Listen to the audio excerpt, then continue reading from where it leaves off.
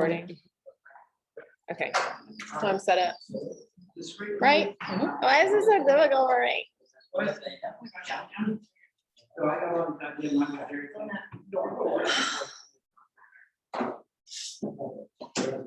So it's ready. Jessica, can you hear me? Give me a thumbs up, girlfriend. Thank you. Ma'am, I can hear you. And can you see the sign in too? Yes, ma'am, I can see it and you. Oh, I can't hear Jessica. Why can't I hear her? Because she's muted. No, she unmuted it to talk. I can No, I can hear see you. it and I can see you. I know it's all the way up. Oh, hold on. It probably because it's my blue. Jessica, will I can hear you talk to her, or Kevin, say something? Let me see if I can hear you. I'm talking right now. Okay, I'm I can't hear you. I can see you talking, but I car. can't I hear can you. hear you and Okay. everything now and Oh, see please. everything. Hold on, check chat. It says it's all the way up on here. I wonder if it's on this. Do you think it's on this? Oh, there. Maybe. Well, I don't want this to be too loud and then like scream at us either. Jessica. Oh, no. I have to ask Wes why. Okay, Let me ask him. okay. He's staying. You guys, I can't hear you, so give me a minute. I'm gonna get Wes to come in here.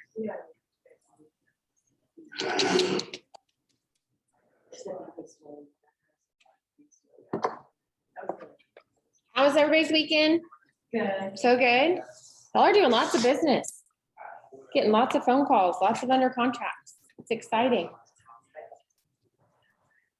No, I've missed you guys. I haven't seen you in. I might switch to Mondays and it was like holiday. All of a sudden there's a holiday. Yes. So I think it's and I even think next week, Coach, I don't think we're gonna do much of a Really? I think something's going on again. So I was like, what the heck? Yeah. I think they're doing like continuing or like post-license course in here. So I think I won't be here next week. What's the setup of that? I thought that we could do it, we could do it here or we can do it online. Yep. They just give you an option. It's up to you. When I talked to Judy, when she said she has a lady that she likes to do it, like that, we kind of had. They're all in the Had to do it Christie. They can get out. Okay. I would interrupt. Get my. Here, you want me to do it? Yeah. Sorry that, just say I asked. It don't matter. I'm not gonna give you, I mean, I can give you a Kato answer or my answer, don't matter. Just get it done. That's what I figured. Yeah. Let's get it done. So I did mine online. I mean, I used Charles Barnes for my continuing, but I'm sure there's easier ones now. But it was just like, it was super easy. You don't have a test at the end of it. So you could take the quiz 15 times if you wanted to. That's good. Yeah, it was easy. There may have been a test, but it like wasn't timed or anything crazy. Good thanks. Yeah, sure. Oh, yeah, they're on that. I know. Around the house. One of the-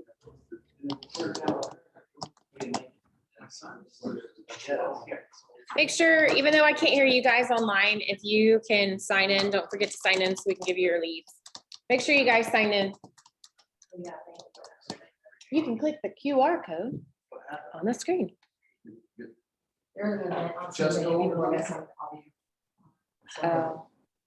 I can't hear them, but it's turned up on here and on here. I feel like I just heard my name.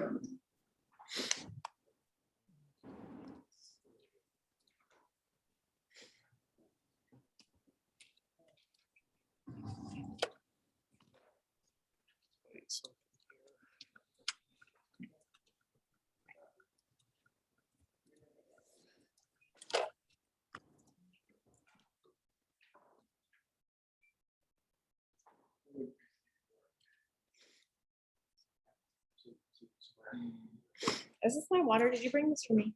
I brought it for whoever. That's what I did last week. So I'll take it. I don't think it's open yet. working on audio. Hold please. Okay. I made it at home today. I got this new creamer that's pretty delicious. Oh, really? Mhm. It's called like zero it's like zero sugar, but it's really good. It's a liquid creamer. I'll send you a picture of what I had, like French vanilla. It's very tasty. Matt, did you get multiple offers this weekend? On that house yet? When are you doing, is that it? Is that all you're going through? Or when are you doing your deadline? Today? Oh yeah, you'll probably end up with like 20. I'm gonna, at the end of class, if we have extra time, there's 2 things I'm gonna talk about. One, I'm gonna show you, because I've had a lot of agent calls me and I'm walking through the multiple offers. And I even saw some really experienced agents that were posting that they were doing multiple offers online that were using like a pen and a piece of paper. And I was like, there's a lot better way to do that. So I'm gonna go through at the very end, the Chicago title net to seller on multiple offers. It's really, really cool. It's kind of hard to walk through over the phone. So I'm just gonna do it at the end so people online and you guys can see it, because we're getting multiple offers on almost everything. And it's a lot easier than a pen and paper. Okay, cool. So I'll show you how to do that.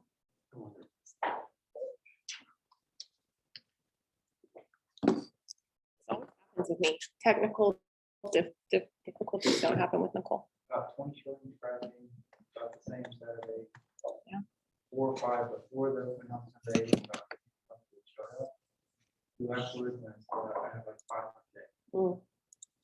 For That's their great, though. name, their phone number, their email, all this stuff, Okay, whatever it was. And Jessica, this new agent. you were my guinea right, pig. She went I there couldn't and hear she's you. like, oh, I'm gonna register for this just I to know, see. thank you. You could have just played your radio too. I wouldn't have meant to. I thought that was the problem at first, because it was on. You may Main ask one of Street. them to talk. Hey, Lauren, say something. Unmute yourself and say something. Can you hear me? Yep. Hello. Okay, good. It's working. Say it again. Hi. Good morning.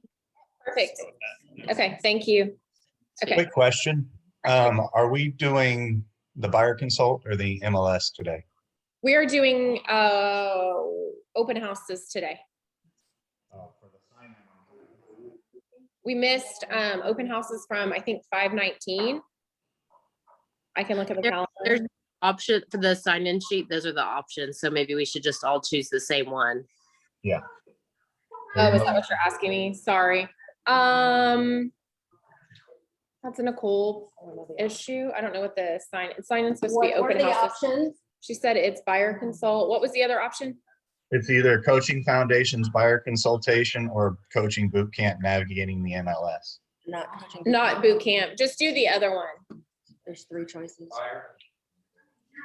I did the buyer consultations. Perfect. Just do buyer consultations for this purpose. I think we have to update the calendar. We had to miss some days, and so it moves around just a Does everybody smidge. have that in the classroom, when you're signing in on QR code, use the form for buyer consult for today, because the open house class is not on. The buyer. It's not a huge deal. I mean, we'll figure it out. Hey, Dinah, why is this doing this? He pulled something up and now I can't pull anything else up. Where do you want to go? Well, I mean, it's not very, you're seeing like 100 things online like that. I need that to go away. But I don't want to make everyone go. "What?" Either. But you want this, don't you? Aren't you gonna want that? Yeah. Okay, so, Just leave that up for now if everyone else signed in. okay, and you just go. Oh, that's what I was trying to do. It hates me. There we go. That's fine. We'll just leave that. That's fair. Okay. Okay, cool. Okay, sorry. It's always technical issues when it's me, but you know, it's Monday morning, that happens. Everyone have a good weekend. I was telling a few guys, you guys are rocking it. You are getting things under contract. We're getting lots and lots of things to review. So anyways, good job. Good job for you guys. We are going to talk about open houses today. Guys, I'm so short. It's like really, I can't. So we just kind of want to talk the process of that. I'm going to show you guys a few things that we use on our team and different sign-in techniques, that kind of stuff. Matt you did an open house this weekend. Did anybody else do an open house this weekend? Danielle, how was yours? It was okay. It was a stale listing. Okay. Did you have people come in? What price point were you in? 750. Oh, you did a high price point. Okay. Yeah. I tried to get that one. It was Ryan. You gave it away last month. I was so sad. It was Ryan's. I had shown it to clients previously, so I knew the house pretty well. Okay. So there were 4 or 5 groups that came through. I think it's difficult, and this is just my opinion, for people really in the price range above 500. Yes, it sounds great. Let's do an open house and capture some really big buyers. But most of the time, those clientele are not super easy to be like, here's my information. Yes, you can help me. This is what I'm looking for. They're usually tight-lipped, and a lot of them not necessarily, I mean, some of them are looking, but a lot of them are kind of looky-loos. So they're just kind of, oh, there's an open house on the $750,000. What else am I gonna do? It's raining. Price range to probably have realtor and broker I mean, yes, maybe. But I usually feel like if they don't have a realtor, they're gonna ask for a referral. So usually my listings in that price range have come from, hey, you know, so-and-so, I have a house to sell. Like they've asked their sphere. I really feel anything up to like 50. Lauren, I'm gonna mute you. Oh, sorry. Oh, you're fine. I really feel like anything up to like 350, it used to be up to like 200, but I think it's getting a little bit more competitive. That is a good thing for open houses. So when you guys are looking for them, you may try to, I know that that's really hard to find right now. So this market's a little bit different. Matt, you did one on 155, right? And he had called me, he had done, get the word out, you're doing an open house. So you had done flyers and passed them out to the neighbors, right? Did you stick them in their door? I door knocked the entire neighborhood, about 100 houses. I probably talked to about 1/3 of the people on the flyers for at the door for the rest of it. Okay, so that like, you need to promote you're doing an open house. Yes, you're doing one and that's great, but if no one knows about it, they're not gonna come. You may get some neighbors, which is, we'll talk about that in a minute, but you really wanna market your open house. So we have made some corrugated, we got them from Jack Pratt, signs that are like, I don't know, 24 by 18 inches. And they have our logo on them. They say open house and they're directionals. Usually a week prior, we start putting those out. Now, you gotta be careful because some HOAs, if you have signs out early, will take them and then you will never get them back. So find out if it's got an HOA. You usually can put one at the neighborhood. If anything, you can do it like the day before, the morning of.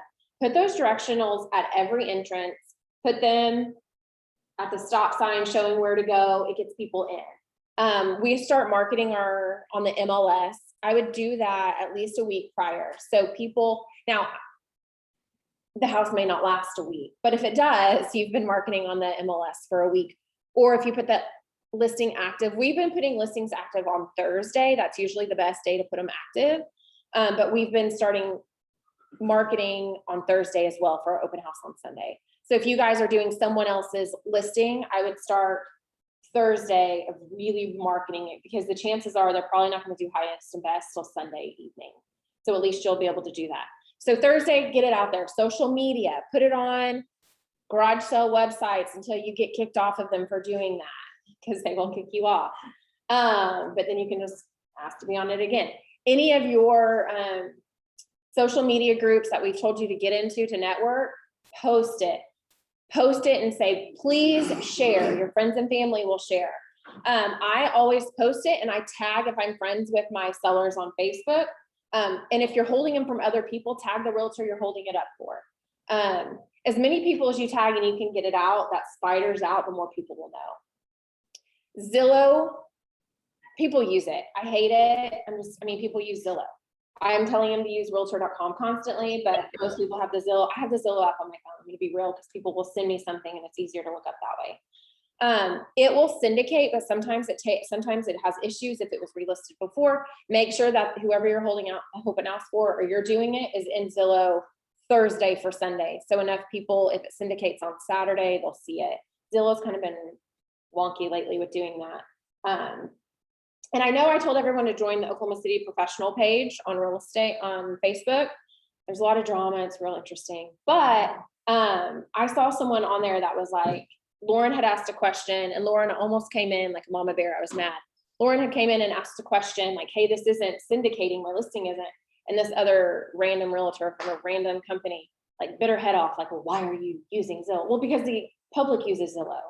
Like, so yes, if your thing is not syndicating to Zillow, you need to call and get it fixed. Like, why is it not? I'm not telling you to go and spend money on Zillow. I'm not telling you to give them money for advertising, but you should use it because the public, that's like probably the #1 website they go to. So yes, we hate it. Let's not pay their salary, but we need to make sure everything's on there to get it going. So promote.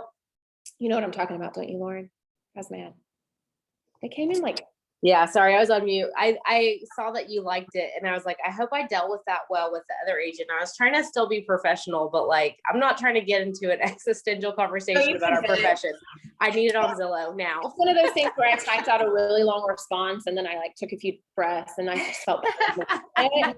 So I do that a lot, but I was like, really, like, mind your own. So anyways, really promote, make sure it's getting out there. That's the next thing. Then kind of what Matt did this weekend was great. He let the neighbors know he was having an open house. And what's so great about that is you're like, why do I want all the neighbors there? Well, because they may list eventually. So yeah, in the beginning, I would be like, well, I ended up having 4 neighbors show up and no buyers. And I ended up having to kind of change my mindset to, I have 4 neighbors here. Like, I need to utilize them and I need to show them that I'm doing this open house so well that they are going to want me to list their house when they sell. So something that's really important is you need to educate yourself on the neighborhood you're in.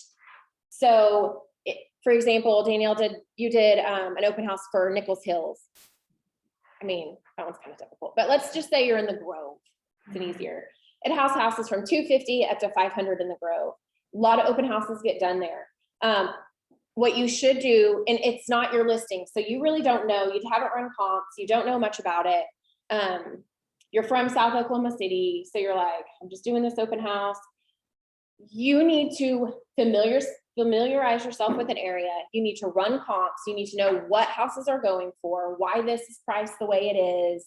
You need to know the elementary schools around it. And you can go to realtor.com and see most of that stuff. Do research. This 90 days, this house sold or this house sold. And the reason why is because you're going to get neighbors that come in and you want to be able to say, yes, this market's amazing. Did you know that house three houses down sold for XYZ? That's why this one's going to do. Do you live here? Have you thought about selling? These prices are incredible. It's really good because you could get business that way. I've gone into secret shops, which really not secret, but I've gone into open houses before and the realtor knows nothing. Their sole purpose is just to collect buyers. And guys, if I'm coming in, the seller could have someone coming in. And if the seller has someone coming in and you know nothing about their house, you know nothing about, that doesn't sit well. So someone on our team about a year ago did an open house for someone. And she did her research, she went in and the sellers, I guess, had cameras, and you really need to assume that everybody has cameras at this point. But she knew her stuff and she was really good. And yes, she wanted buyers and she was collecting information, but she was really trying to sell that house. Well, she did. She ended up getting, but the point of it is sellers were watching her, called and said, I want to hire you. I want to fire my realtor, which that's another ordeal. But she knew so much about the house that she knew what she was talking about and she was really trying to sell the house. So they were super impressed with her. So you want to make sure that if the seller's daughter walked in or the seller walked in, that they're not going to be embarrassed or upset because you're just saying, can I please have your information? What are you looking for? Oh, you don't need to buy this house. What can I sell you? Like, you really need to make sure and present yourself where you're kind of doing both things. So that's another thing. to educate yourself, because the sellers, if the sellers know the neighbors and the neighbors are like, yeah, I went into your house and they couldn't tell me anything about it. They don't know anything about the neighborhood. That just doesn't look good. Puts a bad taste in everybody's mouth. So. Another thing. Can I share on something too? Unanticipated. Yesterday I did an open house. I really didn't think anybody was coming. I honestly hadn't promoted it because I figured we were going to be under contract before I did it.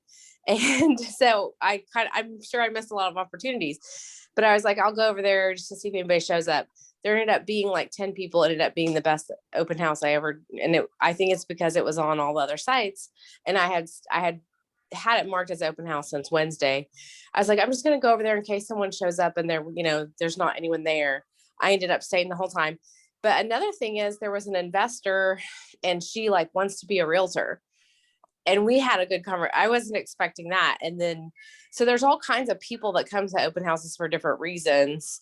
And she was like, I just kind of wanted to see the comparable units because I'm an investor in here.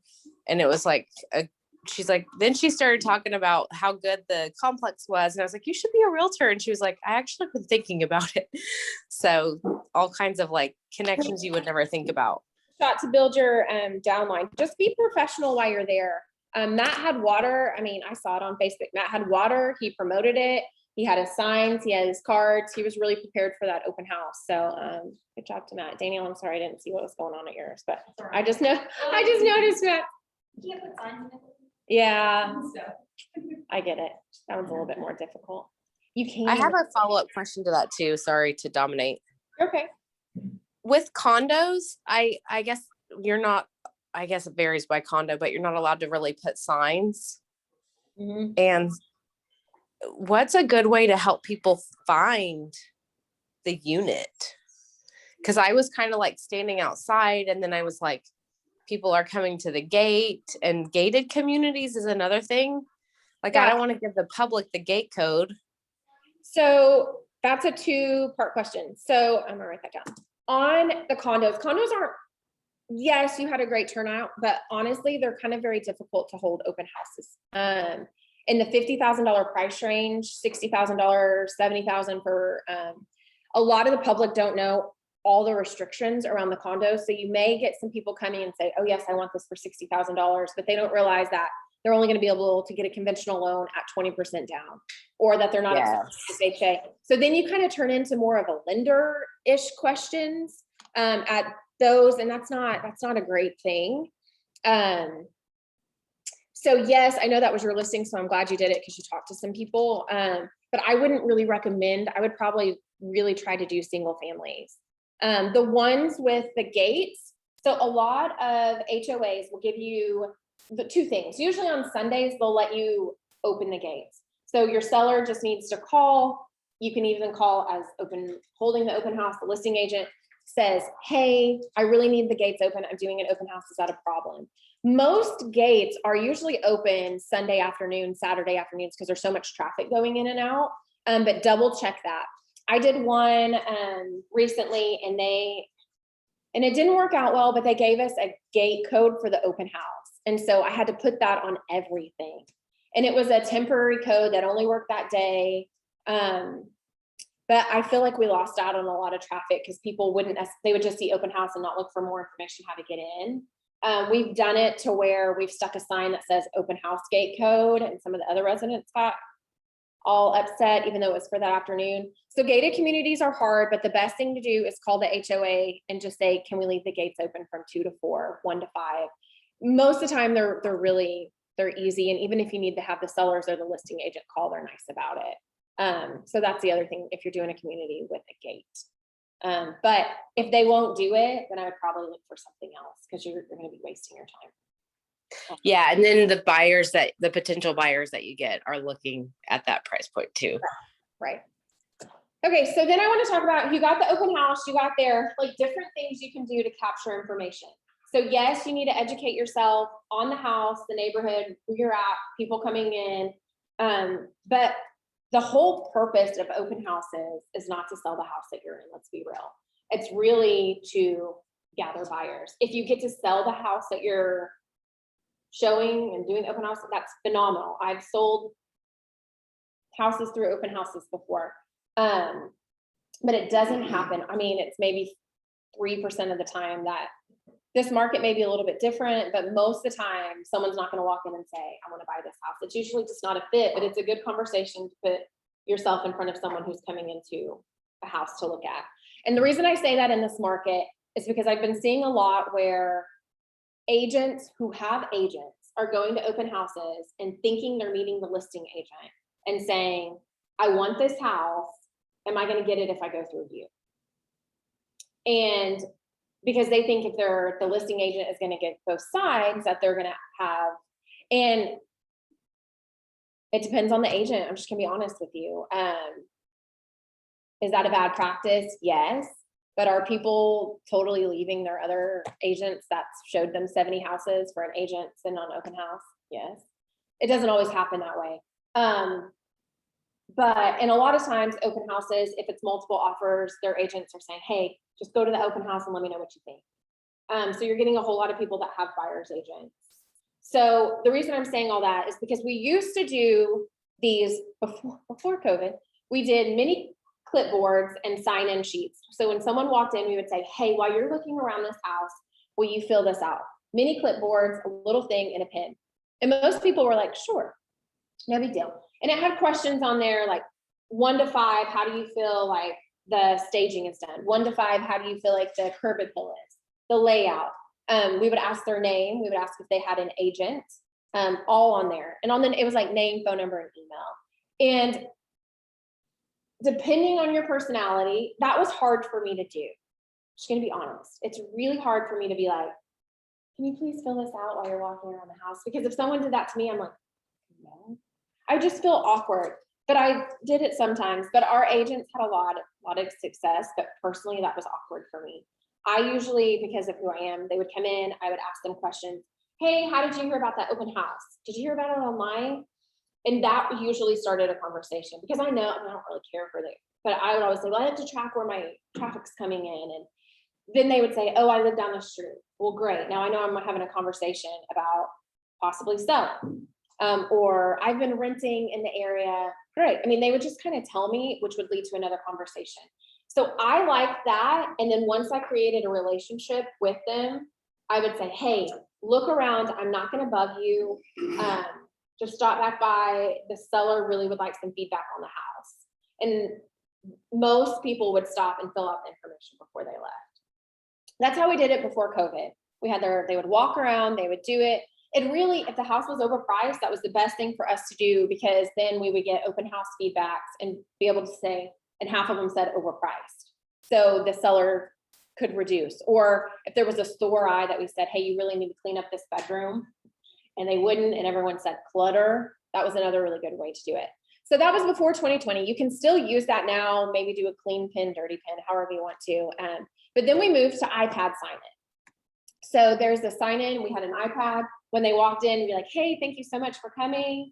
If you sign in, I need your name and your number for the seller requires it. Because really a lot of sellers want to know who in their house. Do we know if they're putting real information? No, but most people aren't going to take the time to put fake information. But hey, once you sign in, you're going to get an MLS sheet with all the information emailed directly to you. So that was beneficial for them. They would come over, sign in on the iPad. We captured their information and then they got the MLS sheet. So there wasn't a whole lot of contact. We would write down the iPad every time they would look around the house. So then we started, these are just different options. So then we started doing this. So Jennifer's on our team. This is one of her open house flyers. It's really, Diana makes these. I'm sure she can kind of tell you how to do it if you don't know how, because I sure as heck don't. But she would do the MLS form and then the QR code. So all they would have to do, we would hand them as they walked in a piece of paper. So as they're walking around, they can see everything about the house. It's 425, it's 2,300 square feet. I've also told them that when they walked in. But they want more photos, scan here. This also, when they scan it, asks for their name and email. And then it sends them the rest of the photos. So when they leave, they'll be able to do that. And then that's how they sign in. Does that make sense? So it was contactless. We actually gave them something, but we also captured their information. So once we captured their information, it just goes in our database and then we just make notes. Like they showed up at our open house, they get our newsletter. we may or may not talk to half the people, but we have people that come back and say, hey, I saw you at an open house 4 months ago, which I had no idea who they were. I was really impressed. You knew the neighborhood. We're getting ready to list. I would like for you to come interview. Those things happen. It's in their phone so they can go back and reference it. Do you guys have any questions? Comments, concerns? Okay. How did you, I have a question. yes, hi, Jabri. That form that you fill out whenever you actually go to that QR code, who did you say set that up for you guys? Diana. Okay, that's cool. Thanks. Yeah. So, and Diana's, you're on the call, aren't you? She probably has me. Oh. Okay. Anyways, I can get, if you guys are more. Yeah, I'm here. How did you set that up? Are you just that special? Just that good. It's a Google. You can either use a Google or Microsoft Forms. And then once you have your link to the forms, all the questions that you want answered, you just make the link, and you can make the link into a QR code, either in Canva or Google free QR code. Gotcha. Does that link straight into your command database, or do you have to import it also? It does not. That would be a great idea, and that's probably on my list of projects. Yeah, no, that's cool though. I saw the form and the way it was built, and that was really cool. I used to build forms, but yours, that's spectacular, by the way. Thanks. Well, thank you. Spectacular. And Diana's a really good source too. So yes, she is always busy with me and Nicole's demands. Not demands, but if you guys have an idea and say, hey, I'd really like to do this, is there a way to do it? Diana's a really, really good person to say, is there a way? If Wes is busy, Diana may know how to do it. Not to toot her horn, but I'm going to. She worked in like the movie industry in California, so she knows how to do a whole lot of technical things that I didn't even know existed.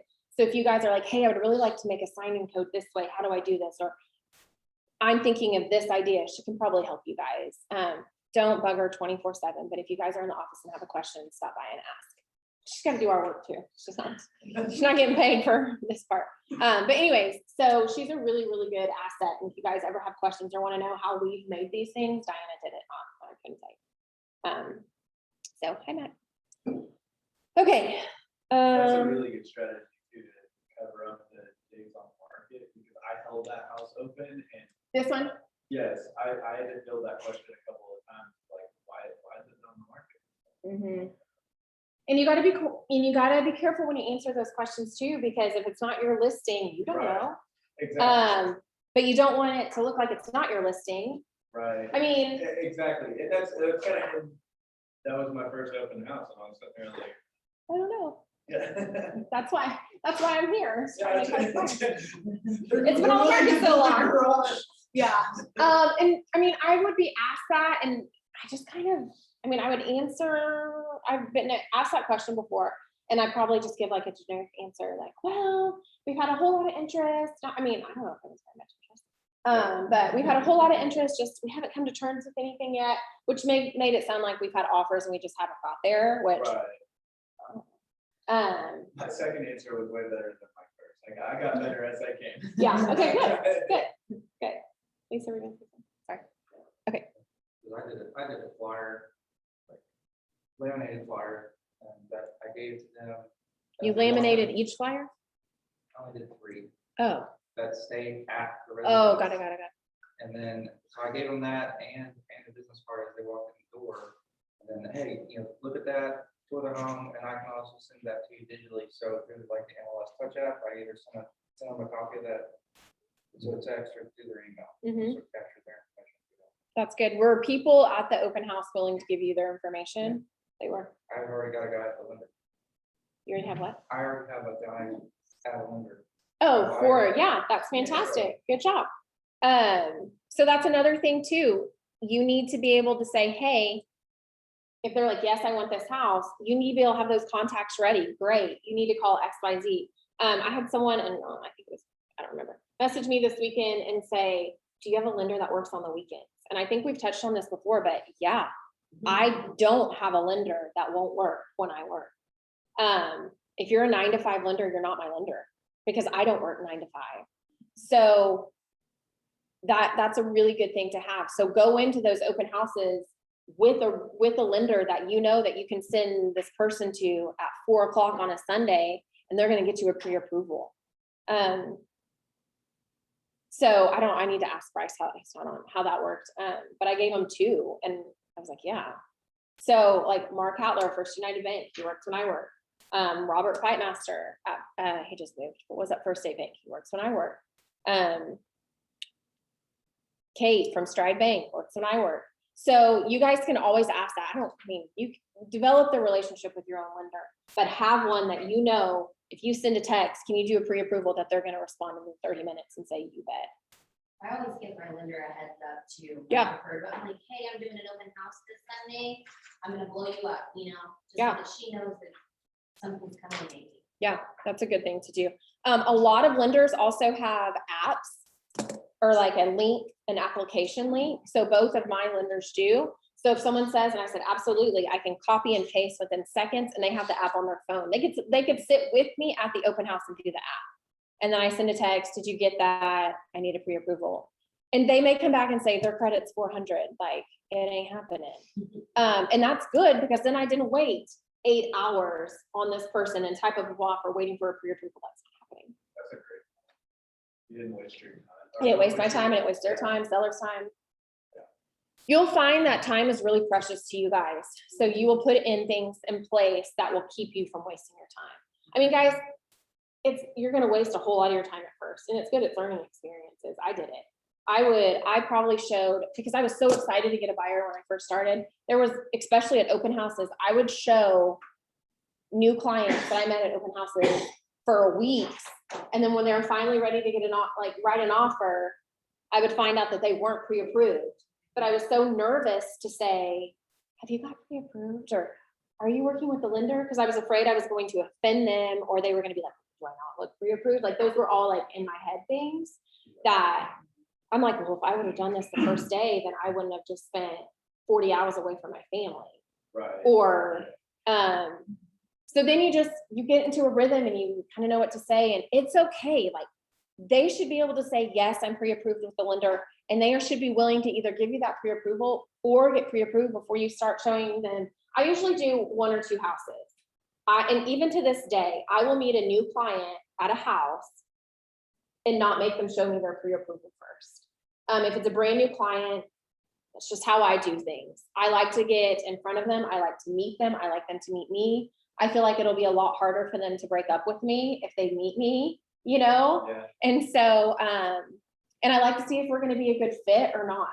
So once, I mean, I'll ask them, have you been pre-approved? But if they kind of hem-haw around it and they're not providing me with anything, or they're not like, yes, I have it, or I've talked to my bank, that's fine. But when we get to the first house, after I meet them, hey, I've got to get this because we have got to be prepared in this market to write an offer. You need to send this to me ASAP. We don't have to write an offer right away, but I need to have it. And then I usually get it from there. And if I don't, they probably, I mean, some people are not pre-approved, and I've only wasted an hour instead of 40. Right.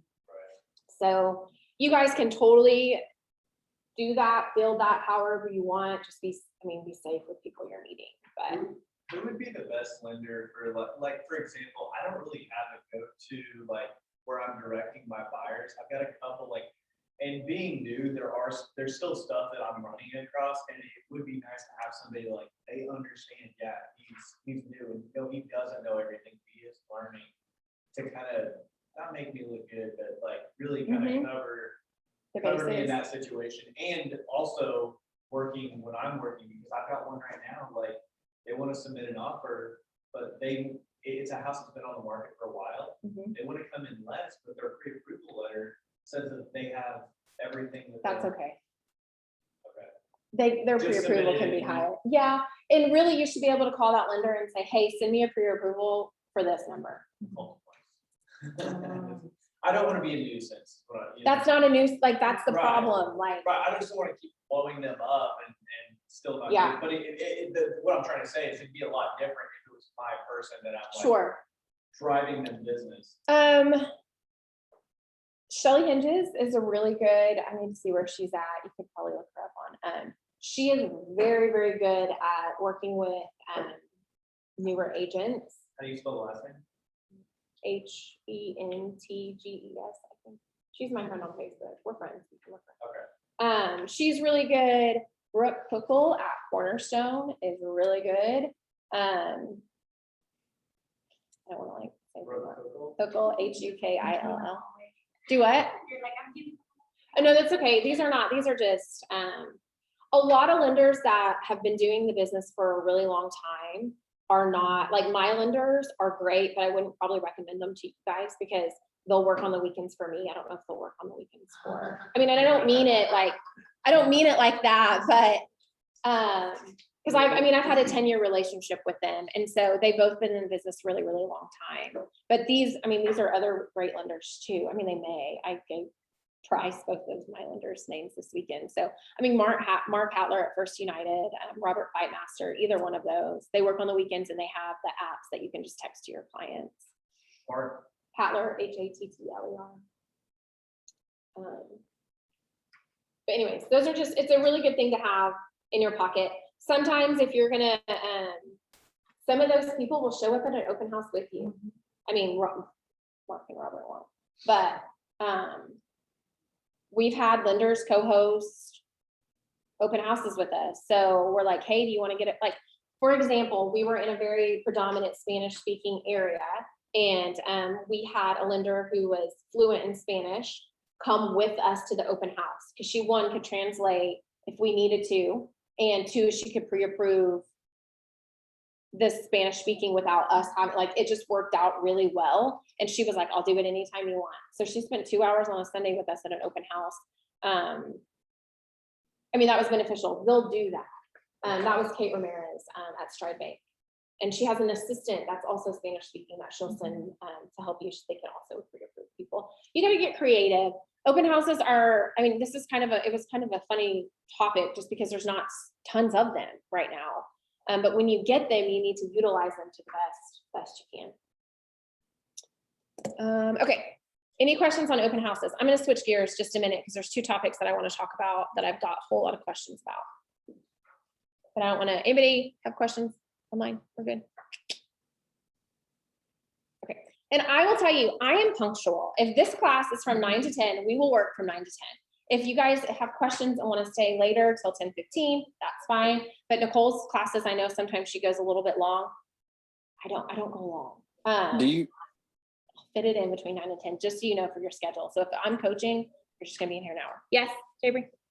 Do you guys have a way to put that sign-in sheet back up for today? I missed it. I'm sure there is. I wouldn't have any idea how to tell you how. Okay, I think I just figured it out. Ah, look at you. Can you see that? Yep. Okay, so I'm going to talk about two things. I want to talk about the Chicago Title app on how to use that for multiple offers with your listings. Bryce had like 23 offers last weekend, and I had said, he's not on here, so I can talk about him all I want.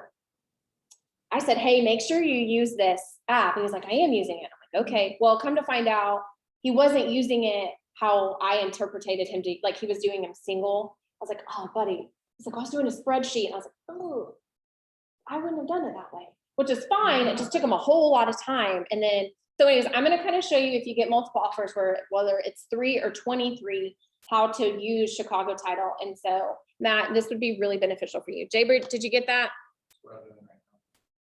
Oh, so glad you're listening to mine. I did. I'm sorry, I was on mute. Thank you.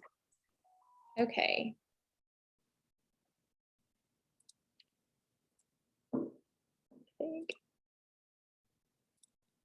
Y'all, the struggle. I hope I don't kick everybody off when I do this. Okay. I don't know how to get back to my Chicago Title. Hey, Leslie, while you're looking for that, can I just say something real quick? Yeah, but how do I get back? Yeah, you can talk now. So yeah, it's that if you get out of that, it'll be your other tab. There, you got it. Got it.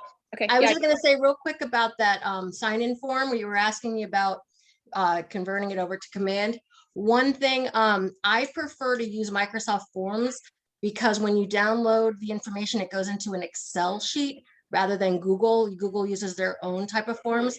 So if you use Microsoft Forms and download it into Excel, you can save it as a CSV and import it to your command real easily. See, that's what I noticed when I was in that form, is it was in Microsoft form, which in my experience was more difficult, but much more robust on the back end. So that's cool. Exactly. Okay, so are you good, Diana? I think you muted yourself. That was it. Okay, thanks. Okay, this is multiple offers on Chicago Title app. Yay for Chicago Title. And we're gonna have a rep come in and kind of tell you guys all about the app, everything, how to use it. It's like a tool that I use daily. I use it for buyers, sellers. You can do marketing things on their app, which I'm not gonna, this is not a whole app. This is just this.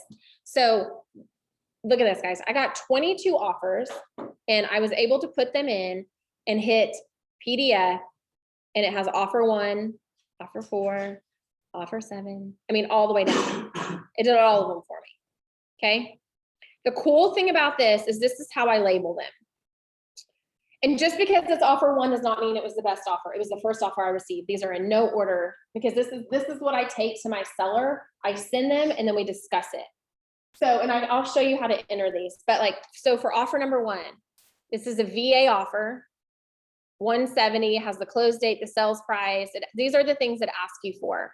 So this is what it was netting my seller. But at the bottom, this is notes that you can add, and I'll show you how to do that. But in the notes, so offer number 1, I always label them by the realtor, not by the buyer, because it's way easier to go back on your emails or dot loop. I then put them in dot loop I rename them and the realtor name goes first. And that way I'm not talking to different people about different offers on accident. So in the notes, I always put the realtor and then I put notes about the offer. So like on offer 1, the buyer was gonna pay $3,000. It was supposed to say buyer to pay $3,000 towards sellers. I messed up, but I knew that. So this one was interesting because they were willing to pay $3,000 of the seller's closing cost. Nowhere for me to put that, but it kept it straight.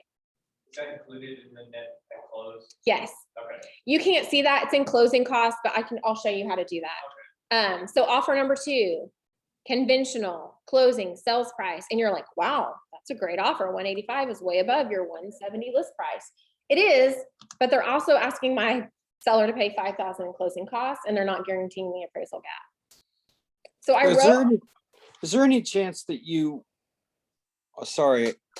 represent multiple buyers on the same house? Yep. I mean, I know there is a chance. How do you do that? So in that case, I would put probably KW Elite here instead of my name.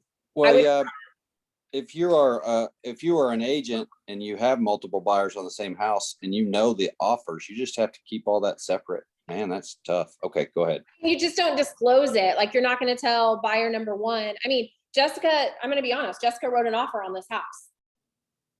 And I mean, it's not like I could be like, take this one. And they didn't take it. And I couldn't tell her like, hey, you really need to offer here. I mean, same thing. Like I had a buyer interested in this house. I would put KW Elite instead of my name and present it. Like, would I love both sides? Yeah, not really in this market. Because if I had to call 23 other people and tell them, hey, you didn't get this, I won, all of them are gonna be mad because they're gonna think I did something. I mean, look, that's just what it is. So I really don't. So if most of the people I filled to my team, like on my listings, I don't want both of them. Here, I'll ask Jennifer to go show a house, and if they want it, great, because I don't want to write multiple offers. I had a buyer this weekend. She didn't realize that I wasn't the seller. She thought I was, but she offered to double my commission. She's like, if you just tell me what the price is, I'll, just tell me. People are getting desperate and they're doing desperate things. So just right. I mean, and it depends on where you're at. If the agents are, I mean, what? The Texas. Yes. Yeah. Some agent was messaging that saying, well, you can tell me this and you can tell me that wall. And I'm like, because they can see your commission. I mean, they can see your license number. Don't let people take advantage of you because they think you're brand new and you don't know what you're doing. You guys know more from being at KW and coaching than probably 50% of the other realtors out there. There's people that, Oh, I think I understood probably this morning about the auctioning portion of that thing. It's like, is that I've done it twice. Basically, he's told number and that you are, okay, so now it needs to be. Right. 195. Yeah. It's like. Yeah. I can get you in trouble. so this is a really good tool when you have that many. So you're not having to like write it on paper. This gives you a very, like, it's really, you just scroll all the way down. So I'm going to show you how I put them in. I know, so many of them.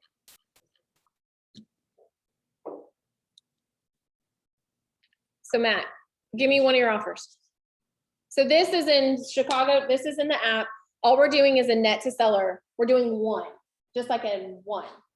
I go to the top, I hit seller. This is in CTO. Okay, I'm gonna actually enter the address. What's my address?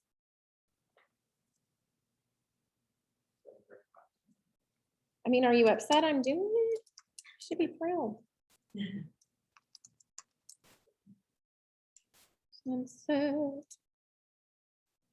Sunset what?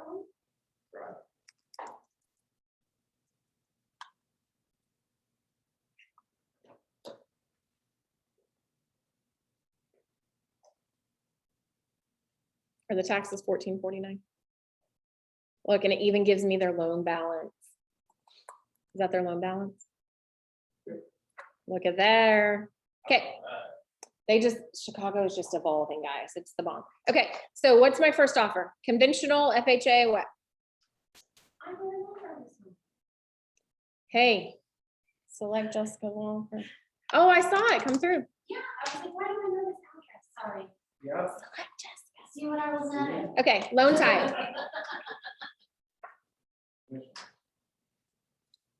She can know what it is. She already wrote the offer. She can't go back and change it. Oh, it's not I the don't know what highest the and best best. offer is, though. It's okay. We can net a different Are you gonna up your offer for any reason? 7,000 was your top. Okay, we're not upping our offer. I'll give you the list. Okay, well, I'm gonna ask for 2 or 3 so I can show you how to do this. Okay, it's fine. Moving on, sales price. 156. Okay, Or no, sales, sales price 155. is what the offer came in at? Purchase price on the first offer. Oh, yeah, 156. Well, that wasn't very good. Okay, so repay. I'll split it. Okay, so are they asking for any y'all won't get me in trouble. Are they asking for any closing costs or anything like that? Okay, taxes are already in. Okay, so I'm gonna just go, what's the closing date on one of them? 7. I'll come get you all out of real estate, yeah. Thank you. Oh, I'll help you. Okay, so it says that the seller is gonna net 145. They're gonna have to take what they owe off of it.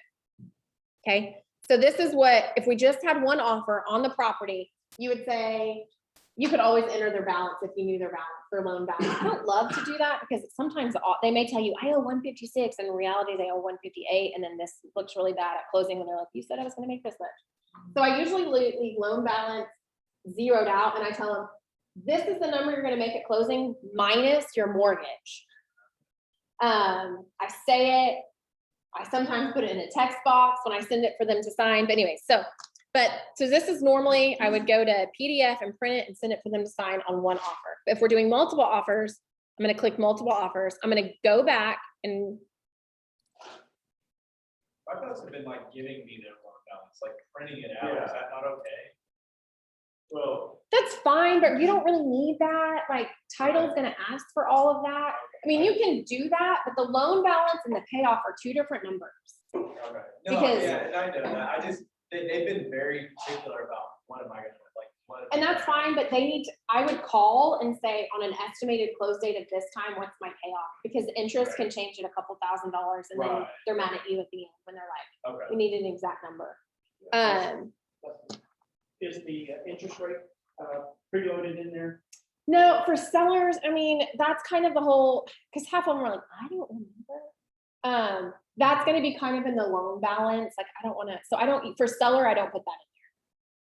You can, if you know you can stick 4.5, if you know, but half the time they've refinanced 5 times and they don't really know, and it just, I get into guessing what their payoff is, and I don't wanna do that. That's gonna make an even smaller difference. Their interest rate's gonna make an even smaller difference. So they're just kind of- But when you take a list and, you get a, you have to request some optimization too. It's good to, check in and make sure they know what their payoffs are. Yeah. That way they know about a little bit better ballpark number what they're gonna get. So then we get this, I hit multiple offers. I'm gonna come down to add a new offer. So it looks a little bit different, but it's the same information. So what's my second offer, Matt?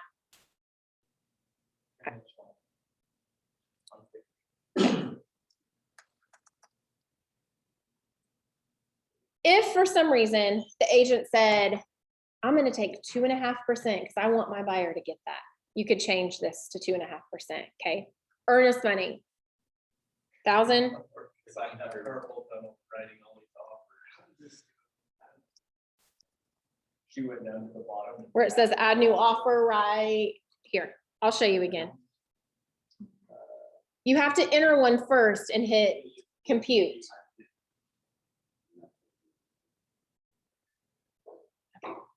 Okay, hold on, I'll help you in a minute.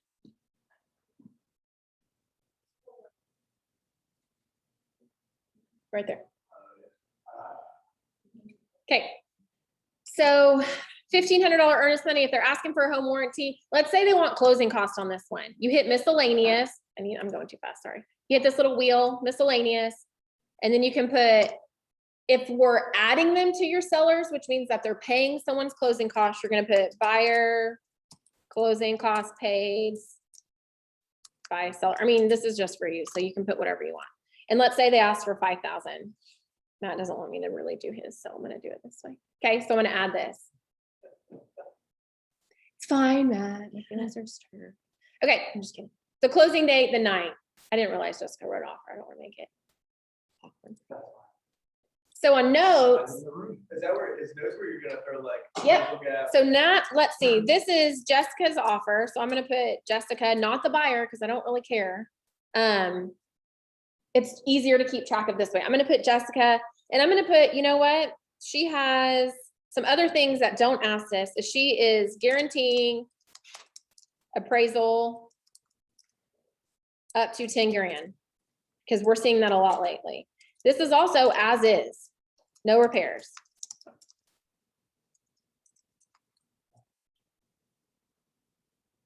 I'm just writing it. Also, they want the fridge. I mean, in this, I had offers where people asking for the fridge, like, so anyways, okay, so we got all the notes in. I'm gonna add this one. I can keep doing this. I can go into add new offer and do it again. I can do this as many times, 22 times if I want. As somebody who has moved 4 refrigerators in the last week, I think I know why people want refrigerators. Just saying. I'm It's just like they're saying. voting, it's not like TV. I mean, if they want to leave it, they'll leave. I was just saying, you gotta write that in there. So you can do that as many times as you want. Then, once all these are in here, I'm gonna go to share or print. See, Bryce should have been here. He could have learned this. Poor guy. He made like an Excel spreadsheet. And all of a sudden I'm gonna compare the 2 offers. And when I present this to sellers, it's so easy. I'm like, offer number 1 is gonna net you 145. Offer number 2 is 143. But the reason I like offer number 2 is because it's Jessica's offer. No, I'm just kidding. The reason I like offer number 2 is because, look, guys, they're gonna guarantee your appraisal up to $10,000. The other one's not gonna guarantee your appraisal. So yes, on paper, it looks like you're gonna make $1,700 more on this one, but they are asking for no repairs and $10,000. Like, that's why it's really important to have these like that, because otherwise you're gonna be flipping through, okay, hold on. This one did this, and I think one of them offered this, like, it's right there, and everything that you need to present is here. And then they say, you know what? Who's the lender on offer 1 and 2? Well, let me tell you, because you can write that too. Like, if I have a Navy Federal, it's going on there as like, and I'm gonna tell them this lender's difficult. or if it's Wells Fargo or an internet lender. I'm gonna write that in, because they're gonna ask me, your sellers trust you, and that's why they've hired you. And one of them's Cornerstone. Well, Cornerstone gonna get you better than Navy Federal, or whatever.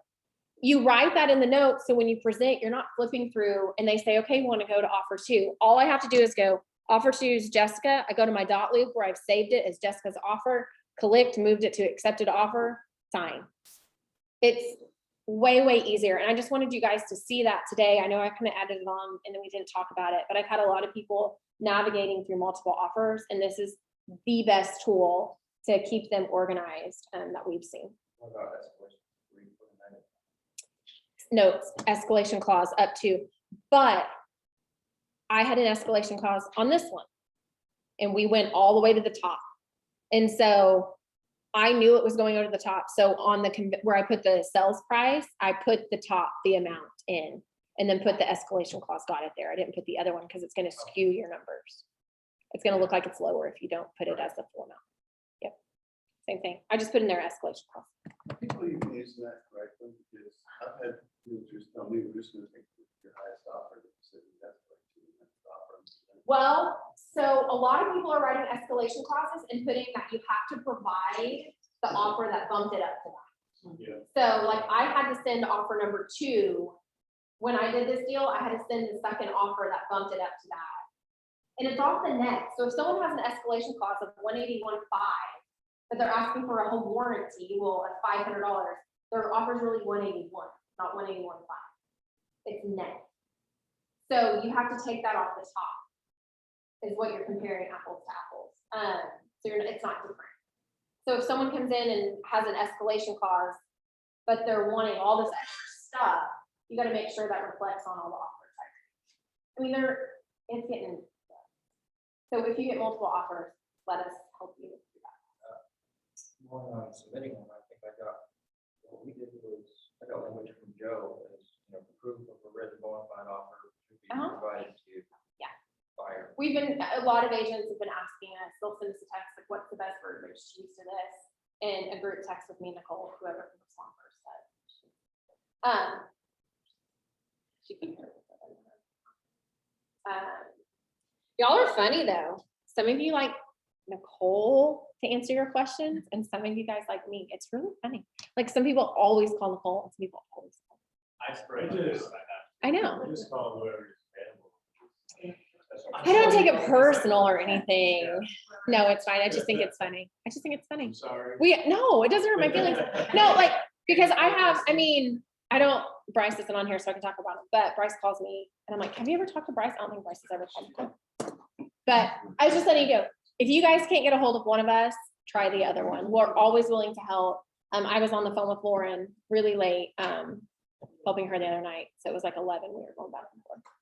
So the other thing I was going to talk about is Loom, but we'll wait till next week. It's, do you know about it? Did Nicole tell you guys about it at all? Oh, you heard it about it in that meeting. Yeah. The mastermind. It's a screen sharing recording. It's really, really cool. If Nicole doesn't touch on it Wednesday, I'll touch on it next time I coach. But it's something that I started using. And it's a really cool thing that's free, and it allows you to explain contracts and send them in a text message super fast, so you're not like on the phone for 45 minutes. And if it's like divorced sellers, they can get the information at the same time. So we'll talk about that next week or whenever. So do you guys have any questions, comments, concerns? Okay, we're doing the first boot camp class is in this class at 10:30. You guys are more than welcome to stay. If you know how to write contracts, then you don't have to stay. It's really foundational for, it's going to be a 4-week rotating class just for the new agents coming in, because they're jumping into this, and a lot of them don't know how to even work the MLS yet. So if you guys just want a refresher or hang out with that, that's going to be a very good class. I'll be teaching it next week. Nicole's teaching it this week, so she'll be here 10:15, 10:30, probably 10:30. But anyways, so, okay. Bye, Kevin. Bye.